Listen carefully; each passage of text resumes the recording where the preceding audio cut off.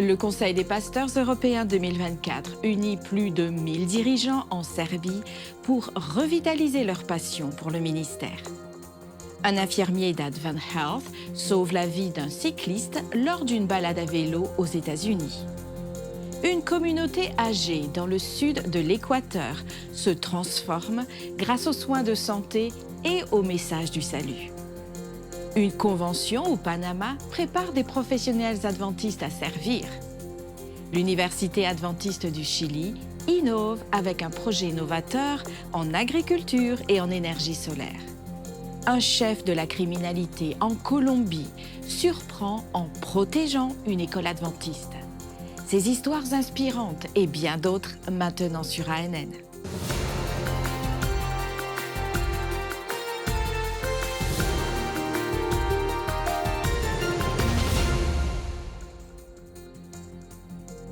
Alors qu'il faisait du vélo avec sa femme dans le Colorado aux États-Unis, Jim a soudainement été victime d'un arrêt cardiaque.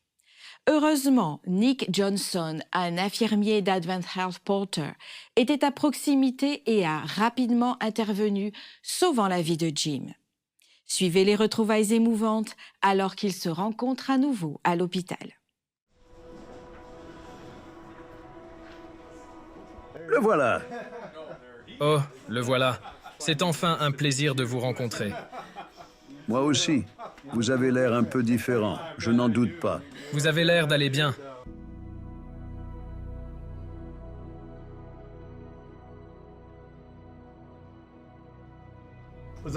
J'étais en balade à vélo. Il était là, dans un virage. Je suis immédiatement descendu de vélo et j'ai sauté sur sa poitrine, comme on dit au travail. Et puis, je n'ai tout simplement pas arrêté. Les ambulanciers finiraient par arriver. Donc il fallait juste continuer jusqu'à ce qu'ils arrivent. Une des choses que vous avez faites aussi, vous avez dit « Je contrôle la situation. Je sais ce que je fais. » C'est ce que vous avez dit et comment vous l'avez dit. C'était comme si je pouvais laisser tout entre vos mains. Et ça voulait dire beaucoup parce que c'est votre monde, pas le mien. Et ça a beaucoup compté. C'est bientôt fini, je rentre chez moi aujourd'hui. Vous rentrez chez vous aujourd'hui? Oui, Aujourd'hui. Incroyable. Je n'avais pas réalisé que c'était aujourd'hui. Ce sera moins de 100 heures après un arrêt cardiaque complet. Qu'est-ce que vous en dites? Quelle rencontre poignante! Suivons l'exemple de Jésus en servant ceux que nous rencontrons en chemin. Des centaines de professionnels adventistes de toute la région interaméricaine se sont réunis à Panama pour répondre à l'appel « S'outiller pour servir ». À travers des messages inspirants et des projets percutants, ils réaffirment leur engagement à partager la parole de Dieu sur leur lieu de travail et au sein de leur communauté, tout en poursuivant leurs efforts pour apporter espoir et changement positif par la foi. Plus de 300 propriétaires d'entreprises et professionnels adventistes de toute la division interaméricaine des adventistes du 7e jour se sont réunis à Panama pour la convention ASI, inspirés à continuer de partager l'Évangile dans leur lieu de travail et leur communauté. Sous le thème « S'outiller pour servir », la convention a présenté des séminaires, des méditations et des rapports de ministère. Au cours de l'événement, plus de 60 jeunes ont participé à des efforts évangéliques, aboutissant à 132 baptêmes. Les dirigeants de l'ASI ont souligné leur travail continu pour renforcer les partenariats avec les dirigeants de l'Église et élargir les branches dans la région. Des offrandes spéciales ont été collectées pour soutenir Haïti et des projets de santé à la Barbade, tandis qu'un nouveau partenariat avec les services adventistes de soins médicaux vise à renforcer les centres de santé. L'importance de rester connecté à Christ pour garantir le succès continu de leurs efforts missionnaires a été rappelée aux participants. Les services et industries des laïcs adventistes, ou ASI, est une organisation de professionnels et d'hommes d'affaires adventistes dédiée à partager le message du Christ à travers leur carrière et à soutenir les efforts d'évangélisation de l'Église dans le monde entier. Le Conseil des pasteurs européens 2024 a rassemblé plus de 1200 dirigeants à Belgrade en Serbie pour renouveler leur passion pour le ministère en des temps difficiles. Organisé par l'Église adventiste dans la région transeuropéenne, l'événement a abordé des questions telles que la polarisation politique et le déclin de la fréquentation des églises. Sous le thème « Ce n'est pas moi mais Dieu », les pasteurs ont été encouragés à voir les difficultés comme des opportunités pour que Dieu agisse et à remplacer leurs insécurités par la confiance dans la mission divine. Les participants sont repartis inspirés, portant en avant la vision d'une Église innovante et engagée, centrée sur Jésus et guidée par l'Esprit. Visionnons ensemble quelques-unes de leurs expériences et réflexions. Ce que j'ai le plus aimé, c'était le culte et les chants, et la façon dont ils donnent une merveilleuse image de Dieu et de son amour dans les aléas de notre vie, qu'il est là tout le temps. Ce que je retiens le plus de ces 5 jours, c'est que les gens s'attendent à ce que Dieu les surprenne et qu'ils fassent encore plus que ce qu'ils avaient imaginé auparavant. Ce que je retiens, c'est la camaraderie. J'ai retrouvé des personnes et me suis fait de nouveaux amis.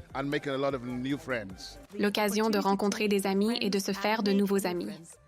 Des messages inspirants, les repas, L'apport spirituel. La fraternité et participer à la chorale au moment du culte. L'esprit d'équipe. Des messages inspirants qui incitent à la réflexion. La louange. Être inspiré à partager Jésus avec notre communauté et savoir que nous ne sommes pas seuls. Une communauté puissante est derrière nous. Et surtout, nous avons la joie de servir Dieu et d'avoir son Saint-Esprit qui nous guide. L'esprit de communauté et d'équipe. Apprendre plus sur les moyens de s'entraider et les méthodes pour partager le message de l'Évangile. Les pasteurs rentrent chez eux inspirés, motivés à servir, et ceci redynamisera leur ministère, non seulement pour une semaine, mais espérons-le pour des années à venir. C'est la convivialité qui nous réunit ici à nouveau. C'est merveilleux.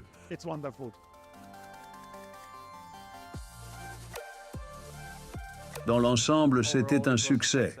Que ces idées continuent d'inspirer et de motiver le service de chaque pasteur dans leur communauté. Les pionniers de la mission globale de toute la région du sud de l'Asie et du Pacifique se sont réunis lors de la convention inaugurale à Bali, en Indonésie, pour discuter des objectifs et des défis de la mission. Les délégués ont échangé des stratégies et partagé des expériences pour s'outiller et s'inspirer mutuellement pendant l'événement. La première convention des pionniers de la mission mondiale dans la région du sud de l'Asie et du Pacifique a eu lieu à l'hôtel Plagu Holiday à Bali, en Indonésie. Sous le thème « J'irai pour le voir », l'événement a souligné l'engagement de plus de 130 pionniers qui ont été essentiels dans la diffusion de l'Évangile dans certaines des zones les plus difficiles du monde. Les dirigeants de l'Église dans le territoire ont accueilli tous les délégués et célébré les histoires de mission. Cette rencontre a servi de moment de renouveau spirituel, de planification stratégique et d'encouragement de la part des dirigeants de la mission adventiste. Plusieurs intervenants se sont adressés aux délégués, offrant encouragement et conseils précieux alors qu'ils poursuivaient leur mission. Le succès de cette convention prépare le terrain pour de futures rencontres, encourageant encore plus de personnes à rejoindre la mission mondiale de l'Église adventiste du 7e jour.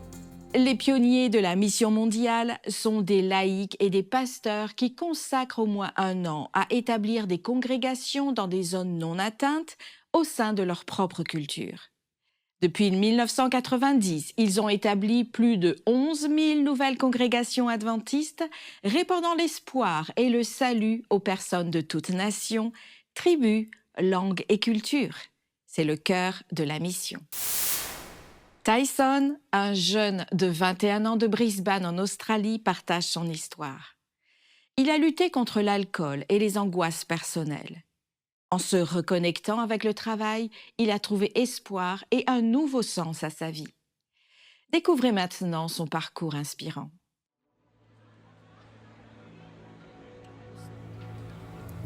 Ouais, j'ai empiré au fil du temps, me causant plus de problèmes parce que je ne pouvais pas gérer les problèmes que j'avais déjà. Ce qui m'a vraiment conduit sur le chemin de l'alcoolisme et des drogues,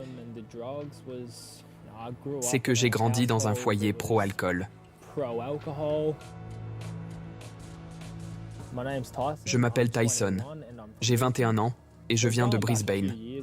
Quand je suis revenu il y a quelques années, j'avais un emploi à temps plein et j'ai commencé à me perdre dans l'argent, l'alcool, la boisson, et je causais des problèmes à ma petite amie de l'époque. La rupture m'a vraiment fait du mal. J'ai perdu le contact avec qui j'étais et qui je voulais être. Lorsque Centrelink m'a recommandé de travailler avec ADRA, j'ai eu très peur.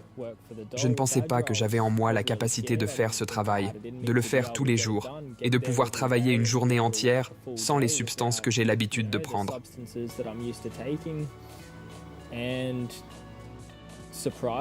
Et étonnamment, ça m'a vraiment aidé. Ça m'a aidé à sortir de la maison et à socialiser. Ça m'a donné plus d'énergie, j'étais plus sobre et plus clair dans ma tête, et j'avais beaucoup moins besoin de prendre une si grande quantité de substances pour passer la journée. Je me suis senti globalement mieux. Je n'en avais pas besoin. C'est vraiment génial de rencontrer des gens comme Tyson. Nos rapports avec lui montrent qu'il y a eu un changement majeur dans son attitude. C'est une personne qui veut faire quelque chose de sa vie.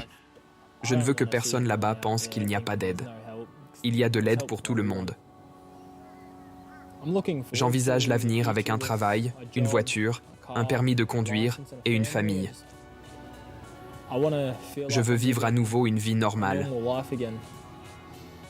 Travailler pour ADRA a eu un impact positif sur ma santé mentale, à 100%. Je suis une nouvelle personne, presque.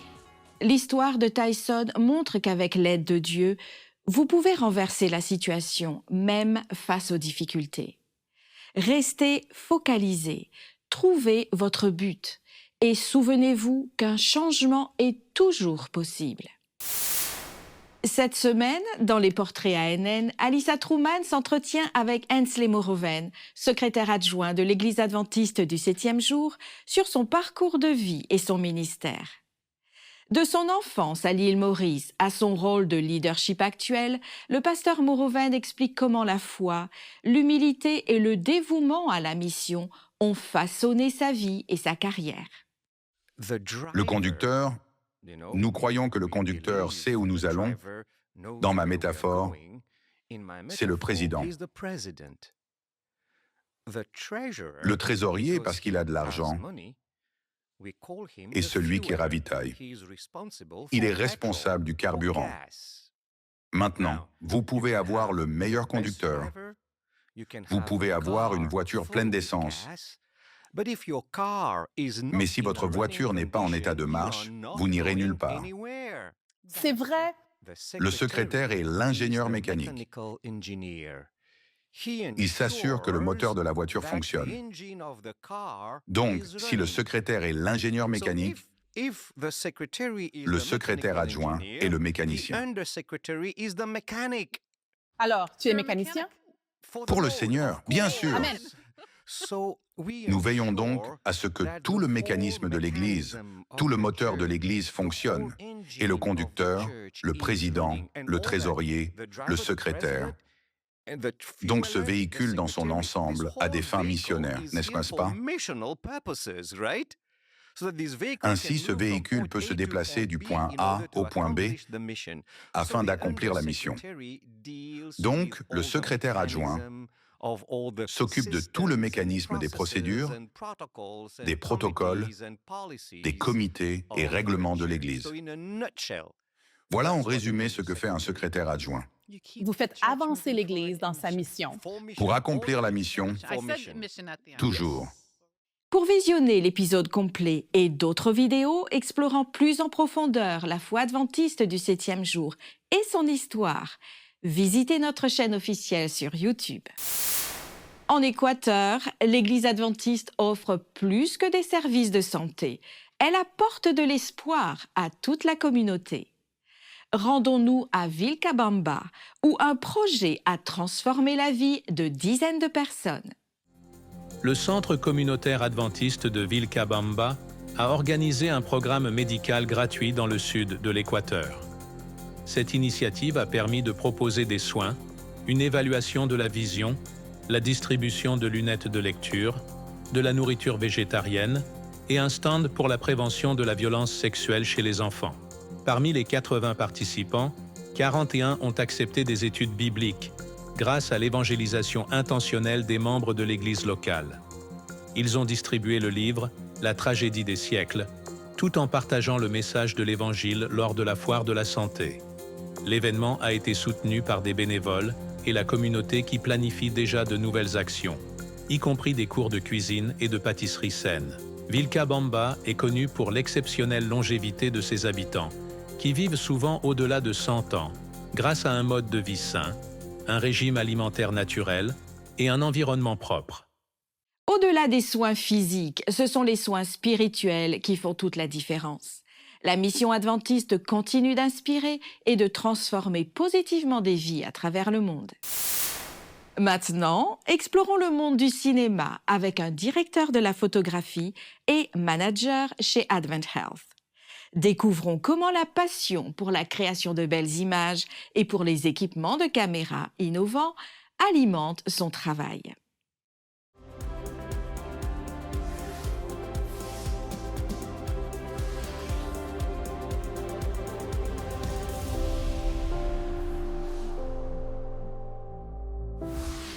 Salut les explorateurs, voici mon ami Liam. Salut. Liam a 13 ans et comme beaucoup d'entre vous, il aimerait devenir cinéaste. Au fait, Liam, je pense que je suis prête pour mon gros plan. Ok, Jason. Alors, si j'avais ma caméra, je zoomerais comme ça, j'ajouterais des effets spéciaux, de la musique dramatique et action. Eh bien, on a de la chance car ce soir, on rencontre quelqu'un qui, comme toi, aime les productions. Il utilise ses compétences et ses talents pour partager avec des milliers de personnes d'incroyables histoires de santé et de guérison. Attends. Un cinéaste qui travaille dans le secteur médical? Ouais. Allons rencontrer mon ami Brian. On y va.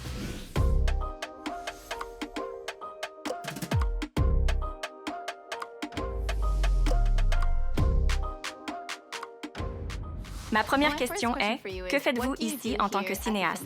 En tant que cinéaste ici à Advent Health, je fais beaucoup de choses différentes. Je suis directeur de la photographie et manager. En tant que directeur de la photographie, je m'assure que nous obtenons les plans et l'apparence que nous voulons, en veillant à ce que le plan soit beau. Je suis également coloriste, ce qui signifie qu'après l'achèvement du projet, je vais le colorer d'une manière spécifique, comme nous l'avions imaginé au début. Pourquoi êtes-vous devenu cinéaste? J'adore tellement travailler de mes mains que je cherchais des moyens de les utiliser. J'ai suivi quelques cours en production médiatique et je suis tombé amoureux de cet art. Et au fil des ans, j'aimais la cinématographie.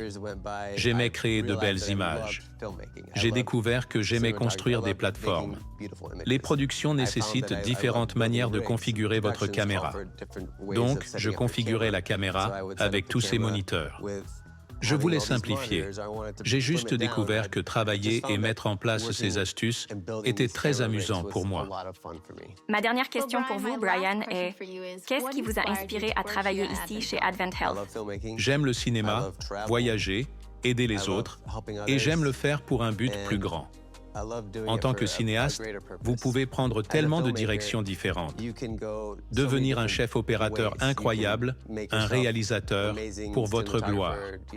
Mais je voulais le faire pour la gloire de Dieu. J'ai donc choisi de travailler pour Advent Health parce que j'aime leur mission, celle d'étendre le ministère de guérison du Christ. Ils font ce que je recherche vraiment. Eh bien, merci beaucoup pour votre temps. Nous avons vraiment beaucoup appris de vous. Et toi? Ouais, j'ai vraiment beaucoup appris. Merci de m'avoir reçu. Vous voulez faire un tour dans le Studio 7, voir ce que nous y faisons? Oui, s'il vous plaît. Allons-y. Bienvenue dans notre tour de contrôle, les gars. C'est ici que toute la magie se produit en coulisses. On peut filmer quelqu'un ici sans capter tous les bruits. On peut vous placer n'importe où dans le monde d'un simple clic. Ouais, est-ce qu'on est? Je pense qu'on est à l'hôpital. Hé, regarde, du désinfectant pour les mains. C'est essentiel. Il faut en avoir dans un hôpital. Bien sûr, il faut se débarrasser de ces 90 9% de germes. Sûr? Non, fais-nous sortir d'ici, Brian. Brian, fais-nous sortir d'ici, s'il te plaît. Brian, s'il te plaît. Mon cœur. Ok, bienvenue dans notre salle de montage. Voici Kelly. C'est l'une de nos monteuses. Et en gros, elle est responsable de l'assemblage de toutes nos histoires. Donc, après avoir filmé toutes les séquences, elle vient ici et elle assemble tout ce que nous produisons. Combien de temps faut-il pour éditer un projet comme celui-ci? Ça dépend du projet. Certains prennent de quelques jours à quelques semaines. À la fin, nous avons une merveilleuse histoire à raconter, qui, j'espère, inspirera beaucoup d'autres. Merci Kelly, nous avons beaucoup appris. Merci d'être passé. Merci beaucoup Brian pour votre temps aujourd'hui. Et je peux parler pour nous deux en disant que nous apprécions vraiment tout ce que vous nous avez appris. Merci à vous d'être venus. Cette série de vidéos, présentée au Camporé international à Gillette, met en avant des carrières diverses dans la santé pour les explorateurs. Que ces histoires stimulent votre imagination et inspirent votre avenir. L'Université adventiste du Chili a récemment développé un projet innovant axé sur l'agriculture durable et l'énergie. L'Université adventiste du Chili est à l'avant-garde d'un projet agro-photovoltaïque révolutionnaire qui combine agriculture et énergie durable. Cette initiative unique comprend des panneaux solaires transparents qui génèrent de l'électricité et protègent les cultures de fruits comme les cerises et les fraises des conditions climatiques extrêmes, tout en réduisant la contamination par les microplastiques. Financé par le Fonds régional d'innovation de Nuble, le projet améliore l'efficacité de la production et la durabilité. Il offre des avantages doubles, une qualité de culture améliorée et des économies significatives sur les coûts énergétiques. Cette approche innovante établit une nouvelle norme dans l'intégration de l'énergie solaire avec les pratiques agricoles. Ce projet fait non seulement progresser la technologie, mais démontre également un engagement à trouver des solutions pratiques qui bénéficient aux personnes et à l'environnement. Félicitations pour cette grande réalisation. À Puerto Terrada, en Colombie, un ancien chef de gang, influencé par ses souvenirs d'enfance dans une école adventiste, a pris une décision inattendue. Découvrez comment il a utilisé son influence dans le monde criminel pour protéger et redynamiser l'école qui a façonné sa jeunesse, préservant son héritage et créant de nouvelles opportunités pour les générations futures. Est-il bon que des gangs vivent autour d'une école? En général, non. Mais à Puerto Terrada, en Colombie, cette situation a malgré nous eu des effets positifs. L'école adventiste de Puerto Terrada éduque les enfants de la communauté depuis près de 70 ans. Au fil du temps, de nombreux gangs dangereux se sont installés dans la ville. Aujourd'hui, la municipalité compte environ 70 gangs. L'école adventiste a attiré des parents qui ont inscrit leurs enfants en raison des valeurs chrétiennes qu'elle enseigne. Les parents espèrent que l'école éloignera leurs enfants de ces modes de vie dangereux. Cette institution adventiste est un refuge. C'est un refuge parce que malheureusement notre commune se voit confrontée à une vague de violence de la part des enfants qui ont intégré des gangs. De nombreux parents veulent trouver refuge dans ces institutions, qui peuvent aider leurs enfants à grandir dans un environnement sain, avec une meilleure perspective et une meilleure vision en termes d'avenir, pour qu'ils soient de meilleurs citoyens. Bien que l'école offre un excellent environnement chrétien, certains élèves, malheureusement, rejoignent encore des gangs.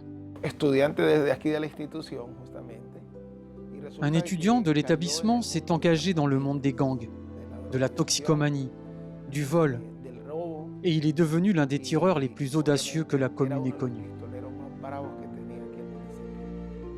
Même si cet ancien élève est devenu un puissant chef de gang, il garde un faible pour l'école adventiste de son enfance.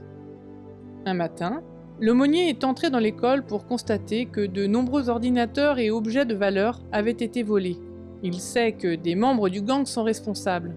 Il décide de demander de l'aide à son ami, chef de gang. Il m'a immédiatement dit qu'il allait chercher à savoir qui avait volé ces objets. Au bout de 30 minutes, il m'appelle et me dit « Je sais qui les a volés et où ils se trouvent ». Tout le monde tremblait parce que c'était le patron. Ils ont ramené tout ce qui avait été perdu. Ils ont apporté la vidéo, les ordinateurs, les ventilateurs et ils ont immédiatement livré. Depuis ce jour, l'école adventiste n'a cessé de s'agrandir. Les salles de classe sont devenues plus nombreuses et on a commencé à en construire de nouvelles. Nous avons actuellement un projet de construction dans cette institution qui consiste à l'agrandir avec 3, 4 ou 5 étages dans la zone préscolaire.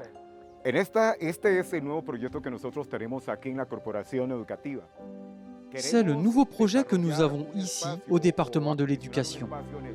Nous souhaitons aménager des lieux dans lesquels de meilleurs services peuvent être fournis. Nous désirons mettre à disposition de nos enseignants un espace pour eux, car nous ne disposons pas d'une salle spécifique sur l'ancien site pour tenir les réunions. Nous offrirons également un complexe de loisirs pour les étudiants.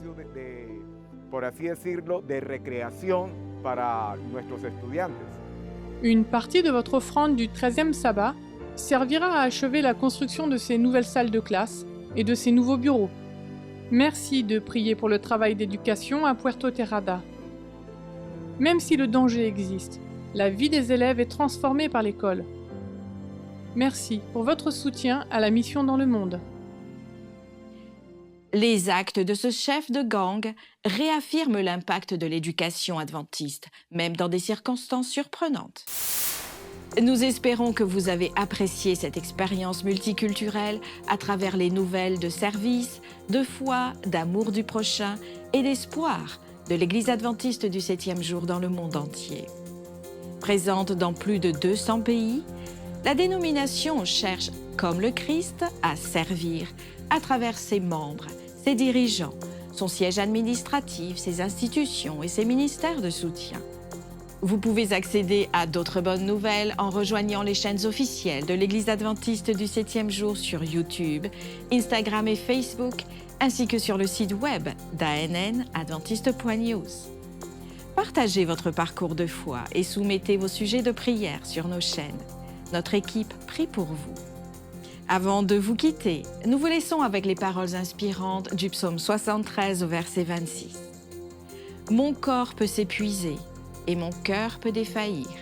Dieu reste mon rocher et mon bien précieux pour toujours. » Étudiez la Bible quotidiennement pour découvrir d'autres merveilleuses promesses d'espoir. Je vous dis à la semaine prochaine pour un nouvel épisode d'ANN. Que Dieu vous bénisse et prenez soin de vous.